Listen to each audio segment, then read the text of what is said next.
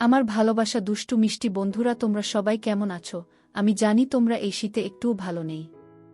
তাই তোমাদের মনকে গরম করার জন্য আমি সেতু চলে এসেছি নতুন একটি গরম গল্প নিয়ে। আজকের এই গল্পটি শুনলে তোমরা গরম হয়ে যাবে এবং তোমাদের পাইপ দিয়ে জল বের হয়ে যাবে। তাই গল্পটি শোনার আগে অবশ্যই হেডফোন ব্যবহার করো। তাহলে চলো আজকের গল্পটি শুরু করি। তারের বউ আন্টি খুব লোভী ছিল। আমার কাছে যখন তখন জামা কাপড় টাকা পয়সা চাইতো। আন্টির একটা মেয়ে আছে, দেখতে খুব সুন্দরী। আন্টি একদিন আমার কাছে 5,000 টাকা চাইল আর বলল, আমি তোমাকে এমন কিছু দিব যা কেউ দিতে পারবে না। তারপর মাত্র 5,000 টাকার বিনিময়ে আন্টির 12 বছরের মেয়েকে দিয়ে যা করেছিল তা শুনলে তোমাদের মাথা গরম হয়ে যাবে। তাহলে মূল গল্পটা বলি। কলেজে ওঠার পর আমার একজন গণিত টিচারের প্রয়োজন হয়। তবে সবাইকে বলেও সেরকম ভালো টিচারের খোঁজ পাইনি। শেষে আমাদের ক্লাসে একটা মেয়েকে ওর স্যারের ব্যাপারে কথা বলতে শুনে ওকে গিয়ে জিজ্ঞেস করলাম। জানতে পারলাম কলেজের পাশেই একজন থাকে, উনি খুবই ভালো গণিত পড়ায়। মেয়েটার নাম আর ফোন নাম্বার নিলাম। পরের দিন সকালে ও দাঁড়াল কলেজের গেটের সামনে। আমিও পৌঁছালাম। তারপর ওর সাথেই স্যারের বাড়ি গেলাম। 3 মাস উনার কাছে পড়তে পড়তে কিছু জিনিস আমি খুব ভালোভাবে বুঝতে পারলাম। স্যার মানুষ হিসেবে খুব যে বাজে তা নয়, চালাক চতুর তো খুবই, তবে পড়িয়েও খুব একটা বেশি আয় করে না। গরিবের জন্য প্রায় সময় কানে আসতো নানান রকম কথা। স্যারের বউয়ের নাম তুপসি।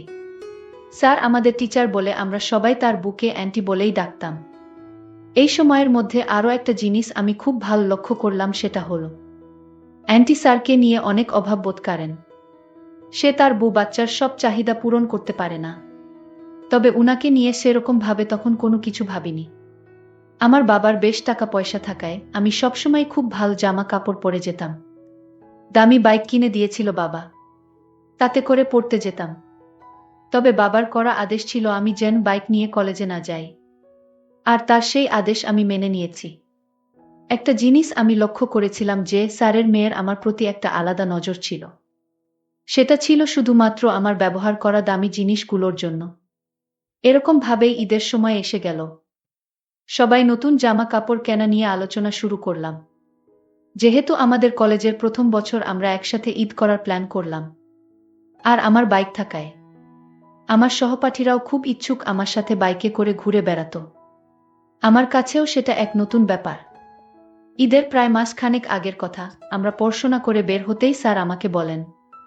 স্যার বলল, তোমাদের আন্টিকে একটু মার্কেটে নামিয়ে দিও, সে নাকি কিছু কেনাকাটা করবে। মার্কেটটা বেশ দূরেই উনাদের বাড়ি থেকে, অটো করে যেতে হয়। বুঝলাম অটোর টাকা বাঁচানোর জন্যই এই পন্থা নেয়া। কারণ স্যার অ্যান্টিকে বলেছিল সে যেন ফেরার সময় হেঁটে চলে আসে। আমি উনাকে বসিয়ে নিয়ে গেলাম। অ্যান্টি কোনোদিন বাইকে বসেনি বলে তার খুব ভয়। সে বাইকে উঠল, আমি তাকে নিয়ে মার্কেটে গেলাম। মার্কেটের কাছে আসলাম। সেখান থেকে আমার বাড়ি সোজা রাস্তা, আর স্যারের বাড়ি উল্টো রাস্তায়, মানে আবার পিছনে যেতে হয়। অ্যান্টি বলল, একটু দাঁড়াবে? আমার বেশি কিছু না, একটা জামা কিনব। কিনা হয়ে গেলে আমাকে একটু ছেড়ে দিও বাড়িতে। আমি রাজি হয়ে গেলাম। বুঝলাম উনারও আমার প্রতি অন্য উদ্দেশ্য আছে। আবারও একই রকমভাবে ফিরলাম। অ্যান্টি আমায় বলল, তুমি এখানে আমাকে নামিয়ে দাও, তোমার স্যার দেখলে আমায় বকা দিবে, বলবে পায়ে হেঁটে আসতে বলেছিলাম, আর তুমি অন্যকে কষ্ট দিয়ে বাইক দিয়ে আসলে, তার খরচ বাড়ালে। আমি আন্টিকে এখানেই বাইক থেকে নামিয়ে দিলাম। পরের দিন আমি একটু আগেই চলে যাই পড়তে। বাইরে দাঁড়িয়ে শুনতে পাই অ্যান্টির কান্নার আওয়াজ। স্যারের কাছে টাকা নেই, তার বউ ছেলেকে কিছু কিনে দিতে পারছে না। আমার মাথায় একটা প্ল্যান এল। সেদিন বাড়িতে ফিরে মাকে বললাম, আমার তো অনেক নতুন জামা আছে যেগুলোর ভাঁজও ভাঙ্গিনি, সেগুলো আমি গরিবদের দেব।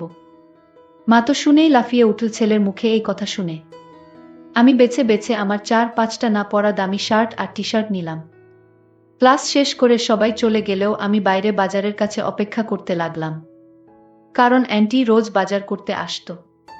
অ্যান্টি আসতেই আমি ব্যাগ থেকে বার করে জামাগুলো দিতে গেলাম। অ্যান্টি কিছুতেই নেবে না। অ্যান্টি বলল, আমি এসব কিছুতেই নিতে পারবো না। দেখো, তোমার স্যার জানতে পারলে খুব রাগারাগি করবে। এই শাড়ি জামাকাপড় আমি নিতে পারবো না।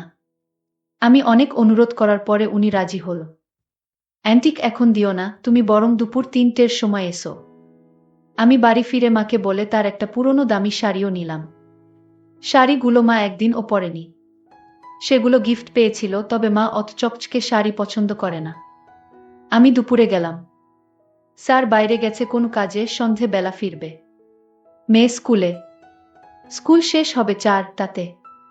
তারপর কোচিং করে ফিরতে ফিরতে ৬টা। আমি শাড়ি আর জামা গিফট দিতেই অ্যান্টির চোখে আমি হাসি দেখলাম। সেটা খুশির হাসি যে নয় তা বোঝার আমার যথেষ্ট ক্ষমতা ছিল। সেটা ছিল এক প্রকার লোভের হাসি। প্রথমে খুব বাহানা করছিল সেগুলো না নেয়ার জন্য। তবে ১০,০০০ টাকা দামের শাড়ি ফিরিয়ে দেওয়ার মতো ক্ষমতা সবার থাকে না। অ্যান্টি বলল, তুমি আমাদের জন্য এত কেন করছো? আমি তো তোমাকে কিছুই দিতে পারবো না এর বদলে। আমি বললাম, কি যে বল না অ্যান্টি, আমার কিছুই চাই না তোমার থেকে।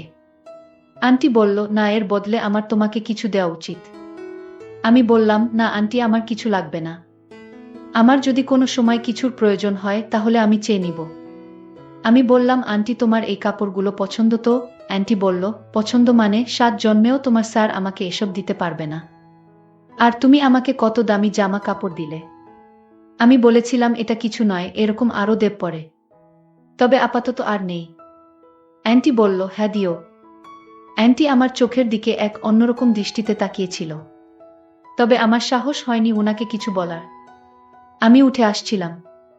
তখন আন্টি আমায় বলল, তোমার যে কোন সময় যা প্রয়োজন হয় আমার কাছে চেয়ে নিও। আমি বললাম, তুমি আর কি দেবে?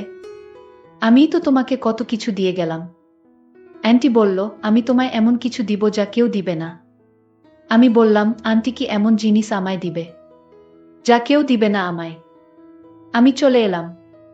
বুঝলাম অ্যান্টি আমার থেকে আরও জামা কাপড় বা টাকা পেলে আমি যা বলবো তাই দিতে রাজি থাকবেন। তবে আমার কাছে আরও জামা শাড়ি থাকলেও সেগুলো আমি তখনই দিব আন্টি, যখন আমি কিছু পাবো। পরের দিন পড়তে গেলাম। স্বাভাবিকভাবে পড়ে বের হলাম। উনি বারবার পড়ার ঘরে আসছিল আর নানান বাহানায় স্যারের সাথে কথা বলছিল। আমি ভাবলাম আমি ওনাকে এমন লোভ দেখাবো যাতে সে আমার কথাই সারাদিন চিন্তা করতে থাকে, যাতে করে হতাশ হয়ে উনি নিজেই একটা পদক্ষেপ নেয়। আমাদের পড়া শেষ হতেই একদিন সবার সামনে আমাকে এসে বলল, অ্যান্টি বলল, তুমি আমাকে একটু মার্কেটের দিকে ছেড়ে দেবে? কথাটা শুনে স্যার রাগী ভাব নিয়ে অ্যান্টির দিকে তাকালেও অ্যান্টি কোনো তোয়াক্কা করল না। আমিও না বলিনি। অ্যান্টিকে বাজারে নিয়ে আসলাম। বাজার আসতেই থামাতে বলল। আমি বাইক থামাতেই উনি নেমে পড়লেন। আমি মার্কেটে নামিয়ে দিয়েই চলে গেলাম। ঈদের আগের শেষ ক্লাস ছিল আমাদের।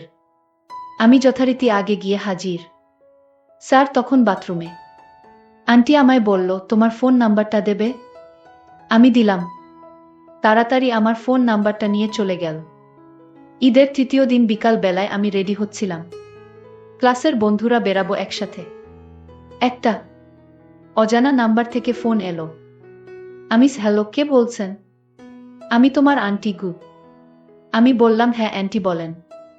অ্যান্টি বলল, তুমি আজ আসবে এখানে? একটু দরকার ছিল। আমি ঘুরতে যাওয়ার প্ল্যান বাদ দিলাম। আমি বন্ধুদের সাথে ঘোরাঘুরির প্ল্যান বাদ দিলাম। আমি আমার বন্ধুদেরকে বুঝিয়ে বললাম, তোদের নিয়ে অন্যদিন ঘুরতে যাব। আজ আমার বাড়িতে জরুরি দরকার আছে। আমি তাদের মিথ্যা কথা বলে স্যারের বাড়ি চলে গেলাম। ঘরের ভিতর ঢুকেই দেখি অ্যান্টি আমার দেয়া দামি শাড়িটা পরে দাঁড়িয়ে আছে। আমি আন্টিকে জিজ্ঞেস করলাম, স্যার কোথায় আন্টি? আন্টি বলল, তোমার স্যার বাড়িতে নেই। আমার মেয়েকে নিয়ে বাহিরে গেছে। মনে হয় কোথাও ঘুরতে গেছে। তাহলে আন্টি আপনি বাড়িতে একা? যাই হোক, আন্টি আমায় ফোন দিলে কেন? আন্টি বলল, দরকার ছিল। আমি বললাম, কি দরকার বলুন? অ্যান্টি বলল, তুমি যে বলেছিলে আমাকে আরও শাড়ি দেবে, দিলে না তো? আমি কি এই একটাই শাড়ি পরে ঈদ কাটাবো?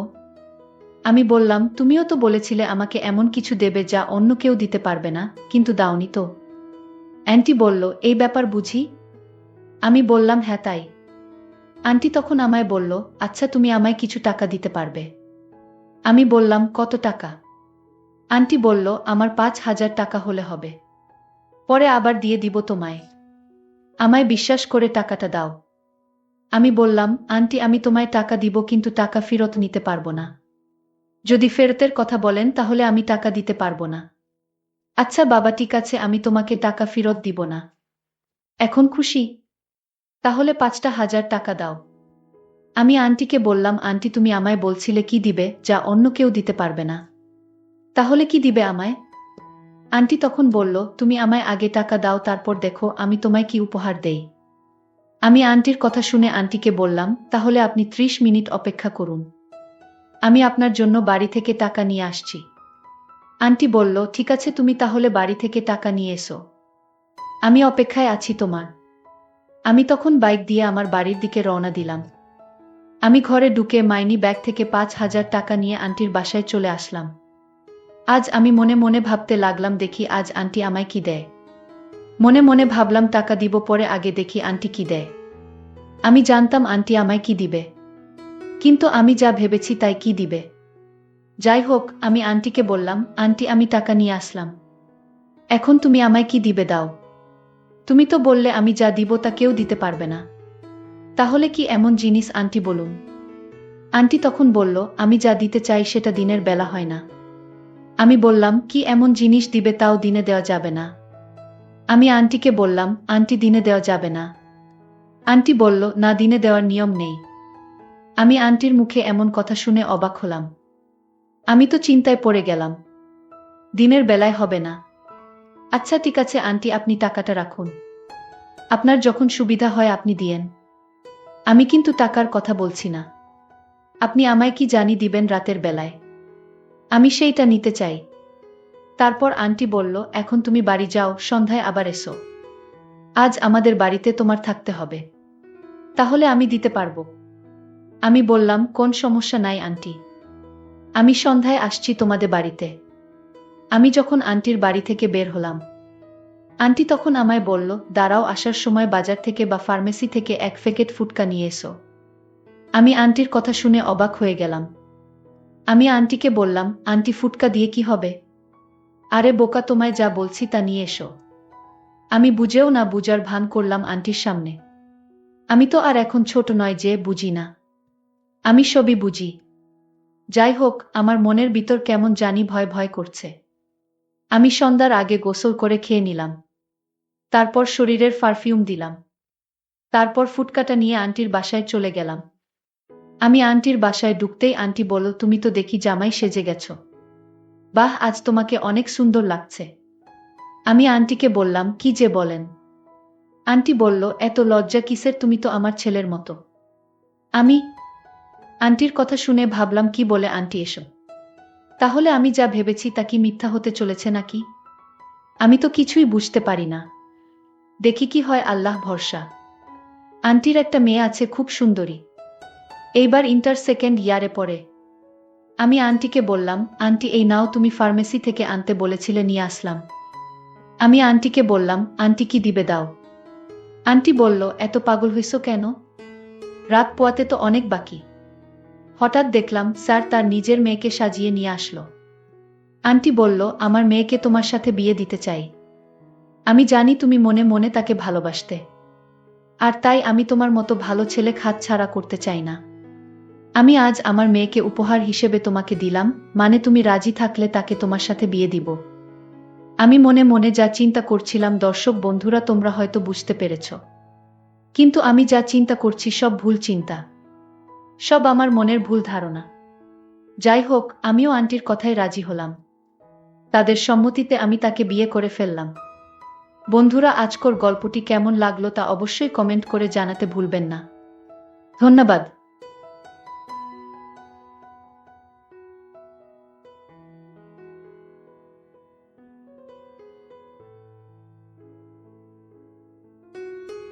বন্ধুরা, তোমরা যারা আমার ইমো নাম্বার চাও এবং আমার সাথে ভিডিও কলে কথা বলতে চাও, তাহলে আমার চ্যানেলটি সাবস্ক্রাইব করে রাখো, কেননা আমি আগামী গল্পে আমার ইমো নাম্বারটি দিব এবং তোমরা সবাই আমার সাথে ভিডিও কলে কথা বলতে পারবে।